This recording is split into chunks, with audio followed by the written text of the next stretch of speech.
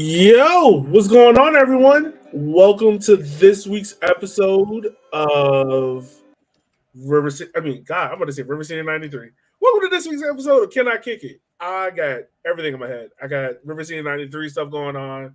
Can I Kick It stuff going on? It's a whole lot going on. Prayer for DeMar Hamlin. It's a lot. How are you guys doing? Doing all right. I can understand that. We preseason. Yeah, man, listen, this last 3 weeks has pretty much been the Murphy's Law of my life. Like everything that can go wrong has gone wrong. So I'm hoping the rest of the win for the rest of January. Right. Honestly, man. It's like we're only 8 days into the new year already? And I'm just like, yeah, when is spring break? Listen, I'm drinking coffee. I'm drinking coffee on a Sunday. That's where we are. Yeah, that's where we are. That also tells you we're all above 30. So now we're at that point now where we got to stretch before we get in bed. Because if we don't, my doctor just told me you got to stretch when you get up too. Yeah, she was like, I'm fortunate to have a Black woman doctor. She's like, girl, you're supposed to be stretching. You too old. Like you can't get out of bed anymore. Yeah, and just go. You got to stretch first. I was like, hey. I'm not anymore. I got up this morning and stretched. I was like, ooh. Yeah, hold on. Something tight. Feel it. Something tight. Pulling stuff to pull it. All right. Yeah. Oh man. So guys, this is coming off of our last episode that we did with the USMT All Team 11. So if you haven't, make sure you go check that out. The link is somewhere out here. So make sure you go check that out. Trying to get all the housekeeping stuff done before we jump into the topic we got today, which is really cool, which kind of blends off of the last topic that we talked about. Also, make sure you go to 2centsfc.com. Our work is there. We're partnering with them. So make sure you go check them out to support them and everything. And yeah, I think that's about it. And also, I totally forgot, I did not introduce y'all. So joining me on the show today is my man all the way out in West Bumblefuck. It's Mr. Shamir Durant II. How are you doing, sir? I'm doing all right. That's good, man. It's Cumberland, man. It's Cumberland. Oh, you out in Cumberland? Oh, yeah, he out there. Yeah, he out there, man. Yep. So, for those who don't know, Zills is from Virginia. She's from Petersburg, but she moved out to the West Coast because she got uppity and decided she didn't want to be in the country. Right. So, he knows how country Farmville is. Yeah. And the reaction on your face when he said Cumberland, you were like, wow. I only go to Cumberland when I have to, and I ain't really ever had a reason to have to, man. I think I've been once or twice in my life, man.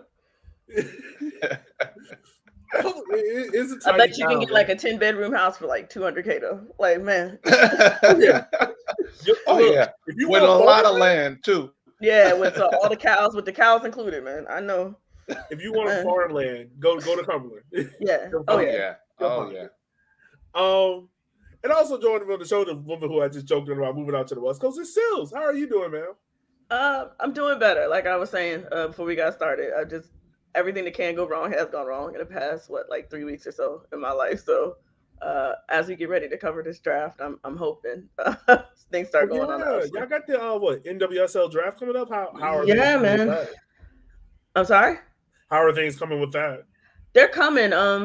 We got some hopefully exciting things going on, both with being able to check in with players and hopefully some executives. So, we got some people who've been elevated into some pretty dope positions over the past year. So, this is their first draft. So, hoping to check in, and then the coaches conventions in town as well. So, checking in with the Black coaches organization too. All right. So, who has the number one pick in NWSL? And are they as excited as Chicago Bears fans for having the number one pick? Oh, yeah, the Bears got it done. They tried not to, but they got it done today. The number one pick now goes to Angel City FC. There was a big 4-way trade. Well, 3-team trade, 4 teams overall. So I can do this quickly. Angel City sent their number 5 pick in the first round and $250,000 to Portland to get Yasmin Ryan, championship midfielder, black midfielder for the Portland Thorns. Angel City then flipped $200,000 and Yasmin Ryan and their second round pick next year to Gotham because Gotham originally had the number 1 pick in the draft and Gotham wanted Yasmin Ryan real bad. So They did that. Then Gotham turned around and spent $350,000 to go get the number 2 pick from Orlando, because the assumption is they will be picking Michelle Cooper, who is a midfielder from Duke, who just won the Mac Herman Trophy. Actually, a young black woman just won the Mac Herman. And the number 1 pick is supposed to be another young black woman, Alyssa Thompson, who's from high school senior from right here in Los Angeles. So that is supposedly how this is going to break out, at least for the first 2 picks. And then after that, a lot of wheeling and dealing going on now that there's free agency, and the cap goes up a little bit and more, I think, for the WSL to stay competitive. But yeah, it's already pre-draft chaos, and it's gonna be more at the draft. So you got some good players who just declared, and they have until tomorrow to declare. So we expect a few more big names. All right, well, that should be fun. That was my summary. Sorry, that was long. That could be fun. Angel City has a busy time of year. Right.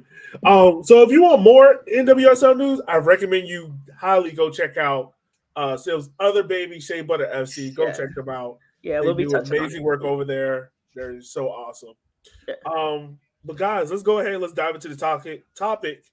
We are talking about Ernie Stewart, the guy who I like to call Author, because he does look like Author. I didn't even think of that. He does. Like, if you put a picture of Arthur and Ernie Stewart side by side, you got to put him in a yellow sweater. See what happens. I'm pretty sure he has one. Now it's quite possible. But we're talking about Ernie Stewart. We're gonna focus on his career and how his job has been as U.S. national team manager, general manager. How that's all kind of worked out and everything. But Shanair, I think you did the research on his playing career, man. And if I'm not mistaken, he's a dual national from the Dutch, right? I guess he would have been able to play for the Dutch national team, but he is an American. He's a U.S. Air Force Army brat. He grew up in the Netherlands because his father was in the Air Force. And he was stationed in the Netherlands, and so that's where he grew up. But he's a U.S. international. He could have he's played most of his career in the Netherlands. Just a 1-year stint at DC United, but other than that, he's mostly over there on the other side of the pond. He grew up in I'm gonna try to pronounce this, Vechel, Netherlands, and that's where he spent most of his childhood. And they didn't really move around much. I guess his father was stationed there for a very, very long time. And he started his professional career at Venlo in '88. So he did 2 years at Venlo. Then he moved to Willem II, then to Breda, then to DC United, and he ended his club career back at Venlo. So backtrack a little. Ernie Stewart is a midfielder. From what I remember of watching him play, because I remember watching a lot of him play. I remember him. Most of what I remember from him was the '98 World Cup, and he did a little bit in the 2002 World Cup. I vaguely remember hearing of him in '94. I was only 7, so. Has a great memory. Yeah, the one in '94. That's my first World Cup that I remember. Yeah, it was. 94 is the first one. Yeah, and Ernie Stewart was, if you were to compare him to a player today, I guess Tyler Adam would be close to the type of midfielder he was. Okay. Although he was a bit further up the field than Tyler Adam, although the way he played, the way he was defensively was very like Tyler Adam. He did play striker sometimes, but he was more of a 10/8 on the field. He was a good player, very solid, a very physical player, and he was kind of like an enforcer on that U.S. men's national team. he was basically your kind of like your deputy. He wasn't the captain, but he was like the deputy of the U.S. men's national team, and just his stature, his presence, and just the way he carried himself on the field. He was that guy. You don't mess with him, and he made his presence known to opponents in every game, almost every game he played. When he played for Venlo, first time around, 62 appearances, 15 goals. Then he spent 6 years at Willem, and that was 170 appearances, 49 goals. Did a 7-year stint at Breda and scored 50 goals in that stint. Just one season with DC United, and made 47 appearances, 4 goals. By now, you're in more of the twilight of his career. So he was basically kind of brought in as kind of more so of a player who was going to be that leader for the young players coming up around that time. So I mean, you every once in a while you'll get a club that will sign an older player to bring in that veterancy and to kind of be the one to show the young guys the ropes, and that's who Ernie Stewart was for DC United. Then I guess went back to Venlo, and that was kind of for him like going back home. Didn't really have that many appearances. Just I think he had, how many was it? 6 appearances, 1 goal. Just kind of a nice quiet end to his career. But Ernie Stewart is he was part of my squad. Just for the record, he was part of my squad because I really just the guy was he was a midfield destroyer who could take part in the attack, is basically what you would describe him as. And I loved watching him play. I loved watching him go around that midfield and completely disrupt what the other team was trying to do in the midfield. And whenever he'd win the ball, he'd always be looking to make that forward pass, make that killer pass to break through the lines, and maybe break between that midfield and defense line so that the U.S. team could then turn around and then start moving forward. Yeah. So I want to ask you this there about his playing career in terms, like, you kind of see he goes to Venlo, you got the William to move, but he never seems to break like that tier of like PSV, Feyenoord, and Ajax, like the heavyweights in Dutch football. Do you think it's probably hard to tell, but do you think he was ever looking for that move, or do you think he was that guy that was like, no, this is where I'm at, and this is where I not know what my level is, but this is where I can compete at and win it? Because if you go look at his history, like, I don't think he's ever played in Europe or won any trophies per se. And I think no, he didn't. Yeah, no, I don't think he won any trophies. But I think he was comfortable at Venlo, and when he went to Willem and then Breda, he felt comfortable. I think because I think geographically they're not too far from Vechel, so he was like, I'm home and I'm get to play at a high level at home, because I mean, at the end of the day, we don't hear a lot, and especially back then, we didn't hear a lot about your the Eredivisie, but we need to remember that this is around the time where Ajax was at their peak. This is the time where Ajax was churning out talent and talent and talent and talent, and so he's playing in the same league as these guys, and at the time I think Venlo was comfortably lower mid-table in the Eredivisie, so it wasn't like they were a yo-yo club or anything. So he was consistently playing at that high level, even though it wasn't the televised level. It was still the high level because you're playing along against Ajax, who still had challenges in clubs like Rotterdam and Vitesse and what was the other one? PSV. So you're playing in a league where there's a lot of talent.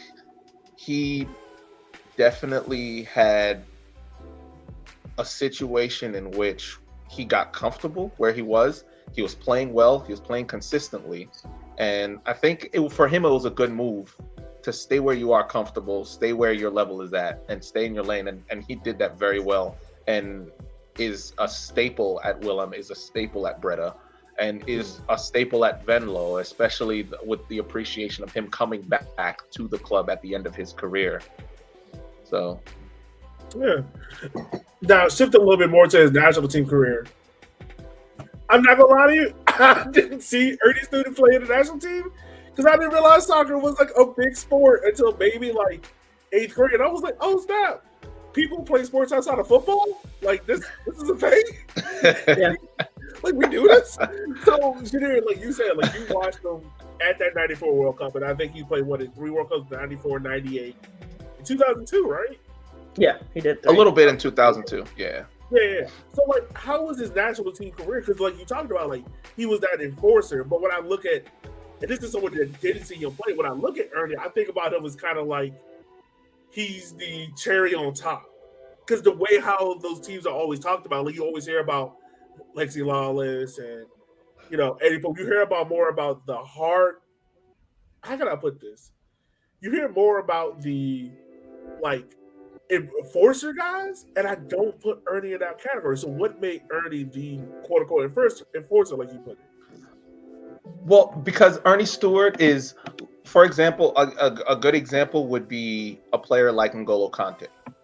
No matter how good he is, he's not going to be the first name that comes to your mouth when you name the teams that he was on. When you look at Leicester, you think of Riyad Mahrez, you think of Vardy. You think of Vardy, but N'Golo Kante was the engine of that team. Without N'Golo Kante, they are not winning the title. He goes to Chelsea, same thing. Without N'Golo Kante, he's not winning that title. But the big names at Chelsea were the ones that were, getting all the notoriety. I mean, this is fresh off of Didier Drogba leaving, retiring, and a couple years before leaving Chelsea, and Chelsea is just trying to churn out, more talent. And of course, we know for the most part, I think Paul Pogba is one of the few outliers, but central midfielders are not the popular one. Yeah. They are ones that are on the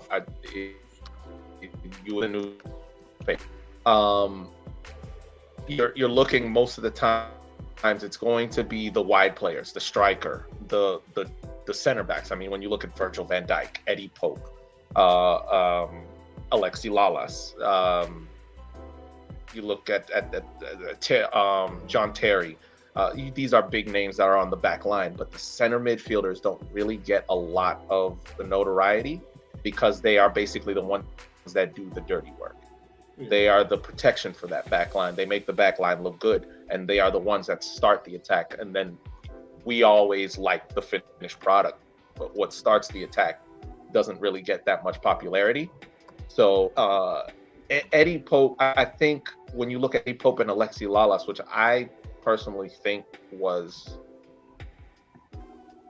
probably the best back two we've ever had, he did a lot of work in front of them. Him and Claudio Reyna did a lot of work in front of them. And Claudio Reyna gets a lot of the notoriety because he was Captain Reyna. So without being the captain, Ernie Stewart is not going to get that much clout. And we need to look at a lot of the players he played alongside. You're looking at, like you said, Eddie Pope, Alexi Lalas, who are big names. Eric Winalda, a guy we've interviewed ourselves, Kobe Jones. These are big names and big players that can really draw the eye with some of the stuff that they can perform on the field. But Ernie Stewart did the simple things well and did the simple things consistently, and that's what was able to qualify the United States to all three of those World Cups. So he would play a big part in that midfield, and the especially when you look at how CONCACAF can be. Even at a U.S. team that can easily breeze through, like we know how those games can go. So I really think Ernie Stewart is a one of the unsung heroes of the U.S. men's national team. Yeah, true. Sales, I would kick it over to you, homie, All because right. you looked up his term of being, well, you looked up his time as being USMNT GM. Well, I And looked at his entire like yeah, sporting career. Yeah. there you go. See, that's what I have you for. 'Cause you did more than what I did. So if I'm not mistaken, I think he starts off in the Netherlands. Yeah, it's a club. I'm not gonna try to say the real name. It's NAC. Okay. Breda. Breda? Yeah, the same club that he had played for a little bit. There we go. All right. So he starts at Breda. Obviously, really tiny budget, but he's got an in. He's clearly going to work his way up through the Netherlands, where he played his club soccer. So he spent some time there, and then the sporting boss at AZ Alkmaar, like who had been there for like 15 years and had gotten him to like top flight football in the Netherlands and had gotten them into the Europa League and stuff like that. Dips, like they get into a bunch of financial trouble. Their budget's cut in like half, from like 40 million, almost like 20, a little more than 20 million. And so Ernie steps in. He says, "Okay, I'm gonna step in to this like untenable situation and see what I can do." He has to sell a bunch of players, all of this stuff. He gets through it. Like they managed to not quite jump to the first league, but almost. Next year they sell more players. They bring in some names, including this is when Josie Altidore gets to the Netherlands. He comes on that free transfer from Villarreal. Hold on. So Ernie Stewart is the reason why Josie ends up as our. Yeah, he comes on a free transfer from Villarreal. Yeah. Never want to do that. Because he's got a shot. So this is where, when Ernie goes to Alkmaar, he starts to get the name Moneyball because he's on a budget, right? So he's noted for his ability to find these diamonds in the rough, right? For no money or very little money, because he doesn't have any. And they've had to sell off all their big talent. They were a big deal. They were competing with those big clubs that you mentioned before, the Ajaxes and whatnot. Like, they were in competition with them. They were top of the table. And then again, they went into this financial free fall. And so he has to right this ship and does it within a couple of seasons, and gets a reputation. Like I said, Dutch football is not necessarily top 5 Europe, but in terms of that next tier, it's like the top tier of the next tier. Yeah. And so, he gets this reputation and is able to do that. So he's there from 20, I want to say like 13, 14, something like that. So he's there for about 3 or 4 years. Really gets them settled in the first division. I still believe they're there to this day. Yeah. And so they're comfortably there. He leaves it in a good position to come to MLS. So he comes in 2016 to MLS to work with the Philadelphia Union as their sporting director. Okay. And it's a newer franchise, right? So really just helping to build the structure. And there's some really good articles that I got to read. I got to read an ESPN article about his time at AZ, and I got to read one about his time at the Philadelphia Union after he leaves. We'll get to that in a minute. But comes into this newer MLS club that's really unstable, doesn't necessarily have a tactical identity. It has an academy, which we now know is a pretty solid academy, but like all of the stuff that surrounds it isn't really in place. And so he really goes in and tries to lay that foundation, making sure they have a culture, a tactical structure. Like the players that you were getting in are going to match the style of play that you want to play. He brings in people like Bedoya to really stabilize some of what that team can be, right? And they don't have a budget either. So again, Philadelphia brings him in part because of his reputation to build a team on a budget. They're like, I think at the time, Philadelphia is somewhere like 15th, 16th in MLS in terms of like revenue, what they can spend, that kind of thing. And they just don't have a really good culture of winning at the top flight.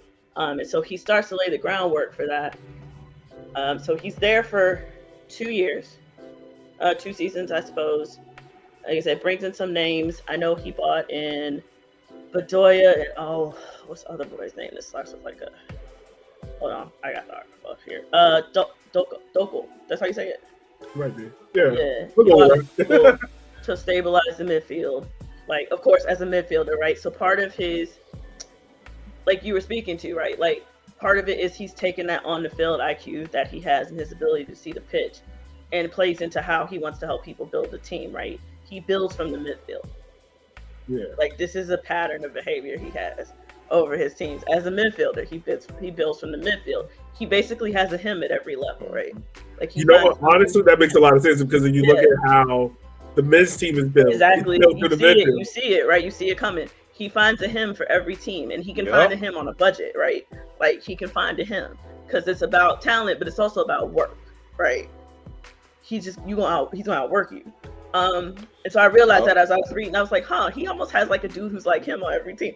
Um, and so yeah, That's he crazy. builds the Union, who aren't necessarily world beaters by the time he leaves, but considering where the Union are now, he very much can be given credit for laying Yeah. some of that groundwork, particularly around the academy stuff, like the Aronson brothers coming out of there and stuff like that. Like, that's his footprint, right? Like, that's him leaving his mark on that organization. I think he would have stayed with the Union if his country doesn't call him, right? So we all know what happens in Trinidad with Trinidad and Tobago. The United States men don't qualify for the 2018 World Cup. The Federation, at least on the men's side, well, it's in disarray in general, but certainly on the men's side, just all of this trying to figure it out. Ernie Stewart, of course, plays over 100 caps for the U.S. men's team. Still has those relationships with a lot of his former players, coaching staff, things like that. Excuse me. So part of what the U.S. does on the men's side to try to fix it is to create a general manager position. There was never a general manager before for the men's or women's team, actually. So they create the general manager position, and he's the very first hire that they make for that job. So he comes in 2018 to help try to fix what is broken with U.S. soccer, which God bless anybody trying to do that. But still to this day, right? Like, it's hit or miss for him too. Like, coming in, trying to fix the mess that was, and trying to build a foundation and a structure and how we're going to build this team back up in first, and to get to qualify for 2022, because that's clearly the objective. We can't miss another World Cup. We can't afford it. Like, we need the money, and it's a pride thing, right? Like, you don't want to miss the World Cup. So they bring him in, and then he actually only stays in the GM position for less than a year, because there's that big overhaul, and he actually gets changed to the sporting director. So for people who don't know, the general manager is essentially the front office person, right? Like, they're in control of the budget. Like, if you were a club team, your general manager controls how you spend the money. They deal with the salary cap. They deal with staffing. They do all of the hiring and firing. So they are the money people at the top of the pyramid before your ownership, who make all of those big decisions, like the macro decisions. The sporting director is the right-hand person of the manager, right? So they're more on like the on the pitch tactical person who's the second pair of eyes for the manager, and they're the go-between between the manager oftentimes and the GM and the other higher ups, right? They're able to relay that information because your manager is supposed to be focused on the football part, right? Like, they're supposed to be able to focus on managing their players. I mean, but it's U.S. soccer, right? That all comes with its own stuff. But in theory, that's what's supposed to happen. And so, again, it does help that there's, again, a lot of, I mean, with recent developments, we could talk about whether it's a good idea or not. But he knows the manager, and he knows other people in U.S. soccer. And so it's easier for him to be that go-between for who ends up being Greg Berhalter in U.S. soccer, right? And building that, and helping build that roster, and particularly identifying that young talent. So like you said, the player that's probably a lot like him is a Tyler Adams, right? So that's the person we build the team around, right? Like, he is the captain, he is the heartbeat, he does a lot of the dirty work, he's unsung. But like him on the men's side, and I would argue Ertz on the women's side, like, as they go, everything goes, right? Like, they are holding a lot in the middle of that part. And so, yeah, like, building that midfield is not surprising to me that midfield is Musa and Adams and McKinney, right? Like, building it from there outward, and then we trying to figure out the striker situation or even our backline situation. That has his handprint, like I said, all over it. And dudes that are like him, right? And dudes that can be unsung. That box to box, that tenaciousness, that I will always get back and defend, I will always cover my spot. Very much shows up through U.S. soccer. So in that way, I think he's done a very good job. I think there's some areas in terms of just how that coaching position is set up and who gets a chance to interview and who doesn't. But I think that's a larger federation problem. I don't think that's just on the men's side. And I think you try to do the best you can within all of the toxicity that is that Fed. And I do think he wants to put the best team on the pitch, which is really his ultimate job, and to make sure it's cohesive. Everybody doesn't have to like everybody, but like that it's cohesive and that there is a singular objective, and whatever that is, that everybody's working toward it. And so, I mean, just in terms of our success in 2022, right, in terms of getting to the knockout stages, making it at all, that seems to be the bar, right? Qualify and see if you can't get to the knockout stages. I think with a really young team, the expectations weren't quite there this World Cup. I think it's very much about building toward 2026, and that there seems to be really real expectations of this team to go far. And so as they continue to build, as they continue to work around all the stuff that's swirling after last month, getting these players ready for 2026, making sure they have, the technical staff, the health staff, right, making sure that they're healthy and fit, making sure that mentally they're good, and having whoever the coach is going to be in that position firmly, so that there's enough time for them to all learn each other or relearn each other, whatever that looks like, and having to make those decisions and having to deal with lawsuits and ongoing investigations and everything else that comes with seemingly our Fed all the time. I think maybe being in those positions, those pressure positions earlier on in his administrative career, where he had to do a whole lot with a little bit, and the pressure that comes from that, and like, you either making it or you not. If you don't fix it, this team fails, and if it ceases to exist. Like, I think that has prepared him a little bit for everything that comes with being in that position in U.S. soccer and being pretty high up. So yeah, I think that there is his handprint in like building some things in his image for sure. So I want to ask this question to both of y'all, because both of y'all might have like different perspectives, or maybe the same perspective. Him having spent a lot of time in the Netherlands, and also Greg Berhalter, who is his first hire as GM, also spent time in the Netherlands as well. I think that's right. I think he spent time in the Netherlands. Yeah, he did. Sparta Rotterdam. Because I remember Fox did a weird graphic with him and Louis Van Gaal both being in Sparta Rotterdam. This is just weird.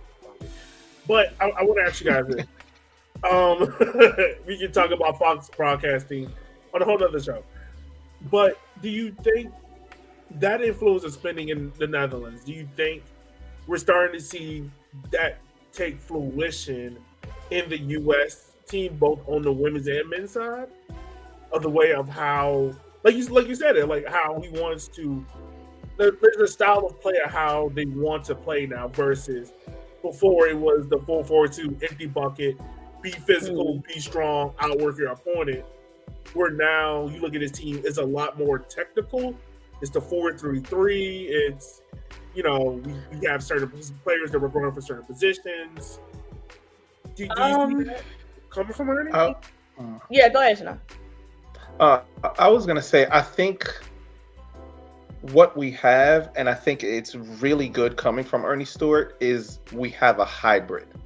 Okay. Because the identity of U.S. soccer, and it's something that I've talked about with the kids that I coach. The identity of U.S. soccer is, we may not be as good as you, but we will outwork you. And that Ernie Stewart is the embodiment of that. But he does have the influence of the Dutch technical style, the total soccer style that the Dutch play. And I think he sees that with the work rate, with the work ethic of, and the athleticism of your typical American soccer player, there is a possibility to incorporate that total soccer in it. Because we need to remember that this U.S. team has a history of being workhorses. In the 2014 World Cup, the one in Brazil, the United States completely outstripped any other team by a country mile of distance ran. I mean, we are the workhorses. That is what the U.S. national team soccer identity is. And in order to get us to that next level, in order to get us to that level where we're competing at the top level, we're going deep into World Cup competitions and whatnot, and we're actually a country that when people go up against the United States, they're like, okay, we're going up against some top quality. In order to get to that next level, they needed to add that total soccer, and Ernie Stewart was the perfect guy to bring it. And I think it's literally he took the identity of the U.S. men's national team and he finessed it, like literally. But he sharpened it. He finessed it. He made it cleaner and less rugged and smash mouth. So pretty much, he just chiseled down all the fat and was like, "Here, this is what a proper team looks like." I certainly think, and I can't speak as much to the women's side, right? And Kate Margraf has some say on that end, which is not her style of play at all. She's very much a United States player. She didn't really play abroad. Like, she's very American. I think Blacko's more total football than Kate Margraf is. I think there's definitely been more of a focus on possession-based football. It's something we've really, I think on the women's side, been toying with since about 2018, like pre-World Cup. I don't know, it's really interesting, right? Because we certainly have the talent coming for it. I don't know if the talent's quite ready yet. Okay. And I still think our advantages are, I think the American idea has always been to play into our athleticism, right? The idea that we prep our athletes in general very different than most countries do.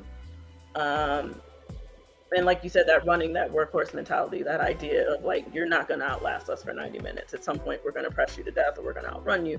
I think our bigger advantage, particularly on the women's side, and it's really hard to defend, and I'm really interested to see how this goes on the national team level, is our speed, right? Like, we talked about the draft earlier. Alyssa Thompson might be faster than Lynn Williams, and Lynn Williams is about as fast as Kylian Mbappe, right? Like, we have multiples of those coming out. So how do you then marry that sort of total football, possession-based football with the need to, there's going to be times when just pass the ball over the top. Nobody's going to catch them. Like, if you've got three of those on the front line that can put it away, right? Who are good enough on the ball and they're amazing shooters, like your Michelle Coopers, who might end up being the best shooter we ever produce on the women's side. Because I saw that at the College Cup, and I was like, that might be better than press. Like, that's the best shooter I've seen from distance at that, and it's like 20.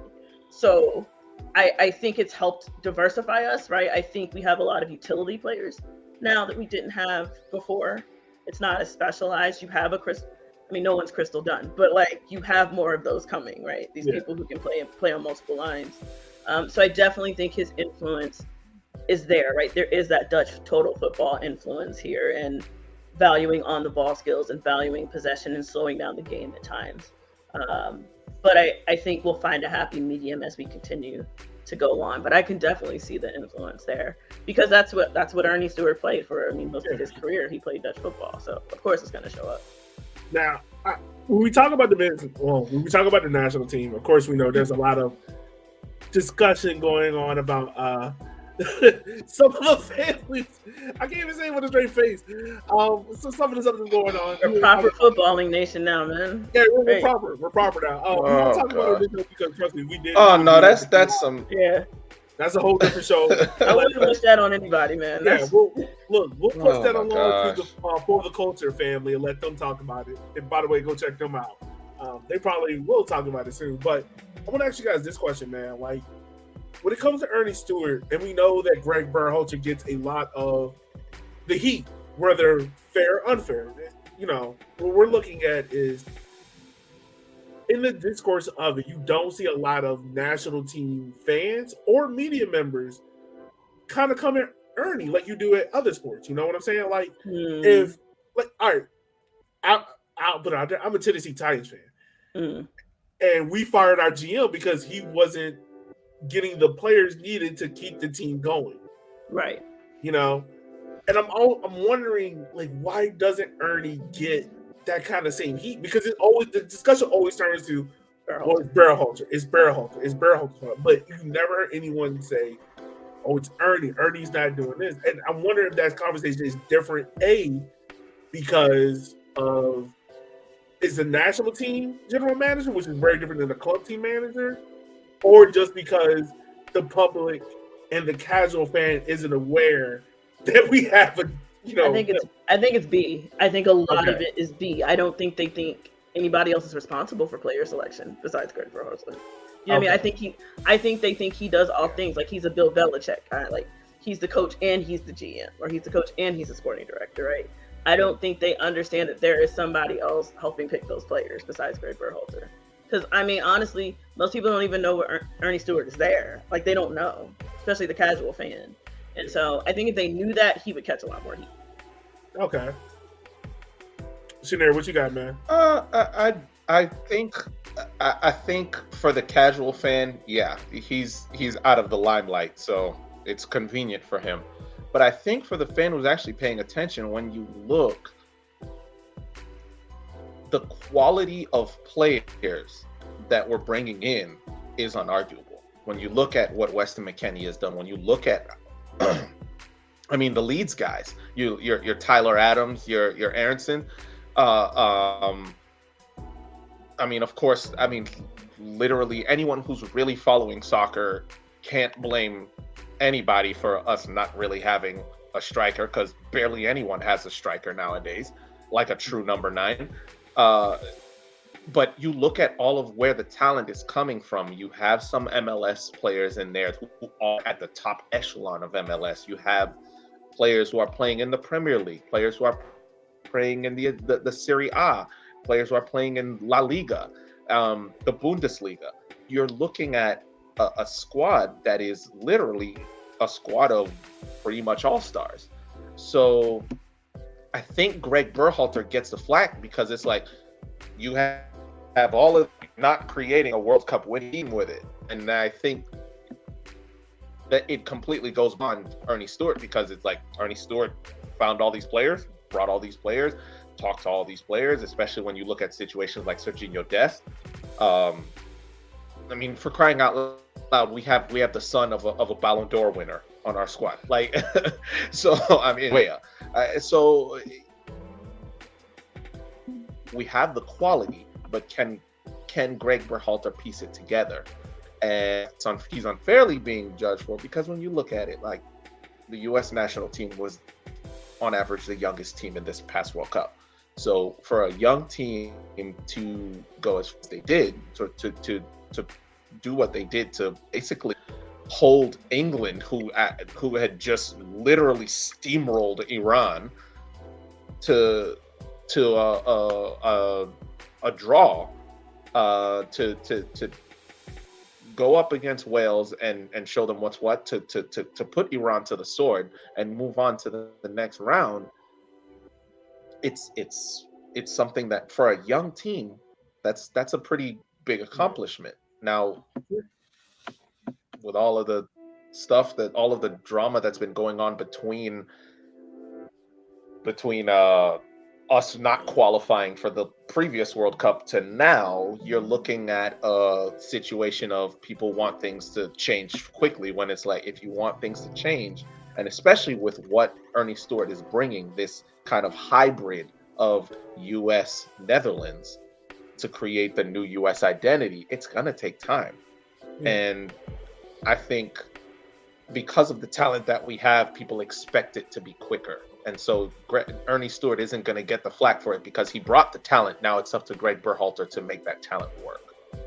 Yeah, sure. Understandable. And I mean, that's the pressures of being like USMNT general manager. Like, you're overlooking all these different components. And from my understanding, I think this is it's maybe one of the first to do it. Because I know other nations have like Germany has a board that kind of works with the manager to kind of pull and pick players, but this is for instance, it's happened in U.S. history.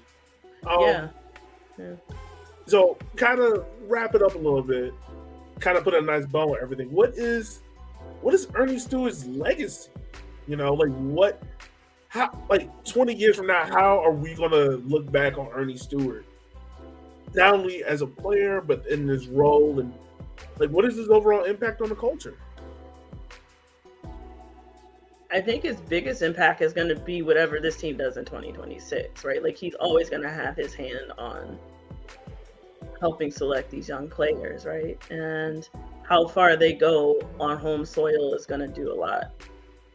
For his legacy, I think as a player, his legacy is already pretty solid, right? Like he's in the 100 cap club. Like he scored arguably the most important goal to date, one of them in 94 against Colombia. I love that Colombia team, by the way, so that always hurts my heart. But I loved that team. So yeah, I think his legacy, like he's been a stalwart in the middle of the park for country, when it mattered the most, when that team up until now had the most talent. And so I think his legacy's solid there. I think he'll be remembered for that. But I think whatever happens now with everything that's going on between now and cleaning that up in 2026, I really do think what we do in the next 4 years and what we do in that next cycle is very much his legacy. And I think it'll go okay. Like, I think we have enough talent that they'll make a pretty deep run on home soil. I think that's sort of going to help get the tide turned for men's soccer in the country. And they're putting a lot on young men who are going to hit their prime right in 2026. And so you're just really hoping that comes together and that you have the right people in place to make that work. So to be determined. All right. Shanera, any last things for you? I completely agree. When you look at when you look at this 2026 World Cup coming up, we're hosting it. It's going to seriously be the U.S. national team is going to be in the limelight majorly for this upcoming World Cup. I think where his legacy lies is what he does between now and then. Does he get involved with where some of these players end up playing? Because when you look at players like Weston McKennie, you look at players like Christian Pulisic, they are probably the two most high-profile players on this team, and they are in very bad club situations right now. And if we can get a GM who has the ability or has the reach to affect where Christian Pulisic ends up, where Weston McKennie ends up in the next year or so, that will play a big role in how well this U.S. men's national team does, because with players like those, they need reps. Your Tyler Adams, your Aaronsons, your they are getting the minutes. They are getting time. That Leeds team is definitely built around those two guys. But when you look at Weston McKennie, who is occasionally playing, when you look at Christian Pulisic, who once every 2 months starts a game, when you look, those are the players that you want playing every week out and honing their craft and becoming the world beaters that I know Weston McKennie and Christian Pulisic can become, and they can be the Kylian Mbappe and Griezmann of the U.S. men's national team. They could be those. I got a joke. I want to make a joke. I'm not gonna get it up. That's scams. I know where you're going with the Griezmann joke. I know where you're going with it. The greatest running gag on Twitter, man. Oh man. Guys, man, I think this is like a good way how to put a nice bow on it, man. I think the way how you look at Ernie Sturridge's career, I think you can look at it in two parts. Like the way how he runs the clubs or the national team. It's kind of like how his playing career was. He's kind of very much out of the limelight, but he's hardworking. He stays there for a while.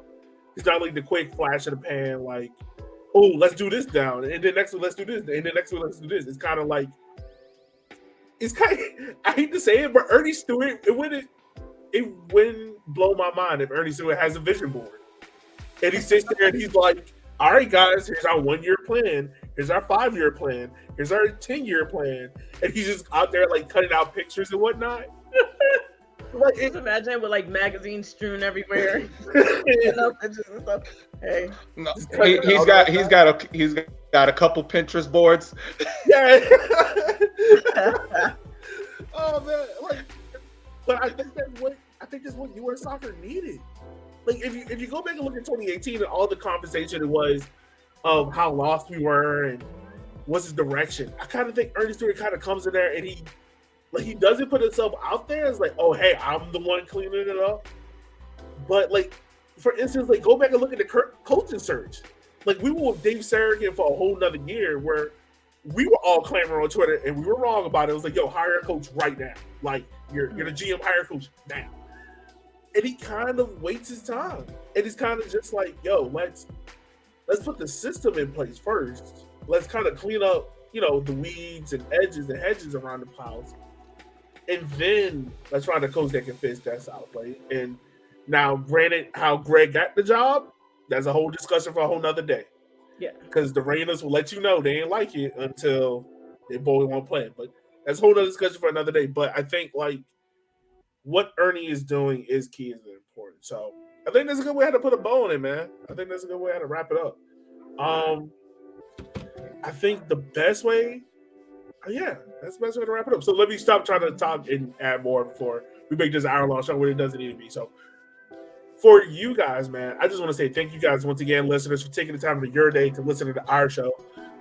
If you feel inclined, go down to the link below. You can donate to the podcast for I think it's $1, $5, or $10 a month. All donations are welcome. Trust me, they go help out to produce these shows so we can access the articles and do some of the creative stuff that we love to do for you guys. And Shanir, Sills, I want to personally thank you guys for doing the research because this has been an amazing episode with y'all. So I look forward to doing the next one. Maybe Jermaine can join us. Jermaine's stuck at work right now. Yeah. We've all been there. We've all been there. Yeah, for sure. So for my two co-hosts and myself, man, we just want to say thank you guys. We will holler at you guys next time. But as always, keep us on the good side, y'all. Holler at y'all later.